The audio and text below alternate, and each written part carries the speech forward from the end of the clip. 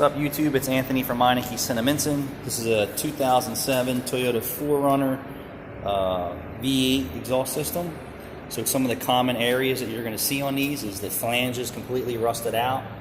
The other pipe that comes out of the muffler up with another flange is rusted off.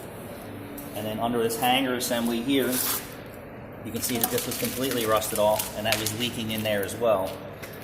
So if you need an exhaust system on your 2007 Toyota 4runner, come check us out at Meineke Cinnaminson. We actually wound up putting a direct fit system on this guy's car, exact fit, meaning it looks just like the factory stuff and it sounds as close as it can for aftermarket parts. And obviously it's a better quality way when you put direct fit parts on.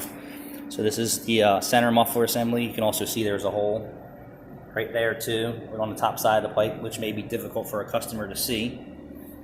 But if you need your exhaust done on your Toyota, don't go to the dealership, come to Meineke Cinnaminson.